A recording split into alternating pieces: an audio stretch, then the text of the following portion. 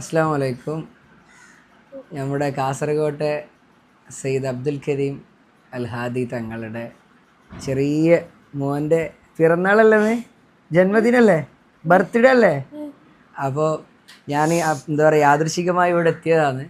അപ്പോൾ നല്ലൊരു മദ്ഹ് ഇവരുടെ കൂടെ പാടണം എന്ന് പറഞ്ഞതിൻ്റെ ഇതിൽ ഞാൻ ഇവരുടെ കൂടെ ഏത് പാട്ടാണ് പാടുക? ഉപ്പ ഉമ്മയാണോ അല്ലെങ്കിൽ സുബർഗത്തിൽ ഒരുങ്ങുന്ന കല്യാണം, ഏതാണ്? ഉപ്പ ഉമ്മ പാടാം. ഉപ്പ ഉമ്മ അല്ലേ? പാടുന്നാല് ബിസ്മില്ല. ഉപ്പ ഉമ്മാതിലും മേലെ ഇഷ്ടം എൻ്റെ നബിയോട്, ഉപ്പ ഉമ്മാതിലും മേലെ ഇഷ്ടം എൻ്റെ നബിയോട്.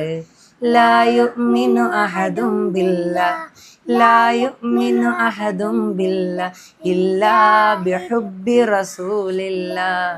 ഉപ്പ ഉമ്മാതിലും മേലെ ഇഷ്ടം എൻ്റെ നബിയോട്, ഉപ്പ ഉമ്മാതിലും മേലെ ഇഷ്ടം എൻ്റെ നബിയോട്. എൻ്റെ പ്രേമഗാനം കേൾക്കുക. പഠിച്ചിട്ടില്ലേ? കവികൾ പാടി, അതറിയോ? കവികൾ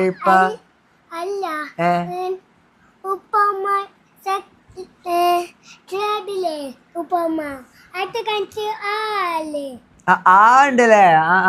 സോറി. ആ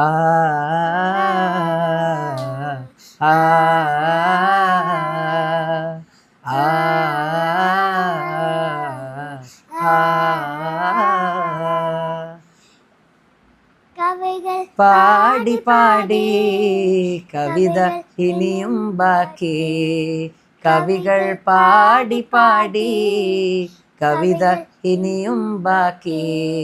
പടപ്പുകളെല്ലാം കവികൾ എന്നാലും എഴുതിത്തീരില്ല.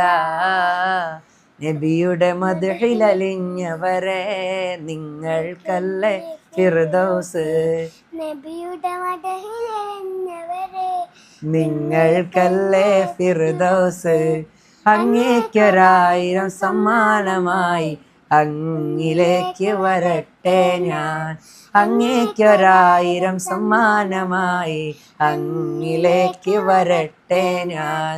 ഉപ്പ ഉമ്മാതിലും മേലെ ഇഷ്ടം എൻ്റെ നബിയോട്, ഉപ്പ ഉമ്മാതിലും മേലെ ഇഷ്ടം എൻ്റെ നബിയോട്. ബർത്ത്ഡേ ആയിട്ട് എനിക്കൊന്നുമില്ലേ? ഫുഡൊക്കെ ഉണ്ടാ? എന്താ, ബിരിയാണി ഉണ്ടാ?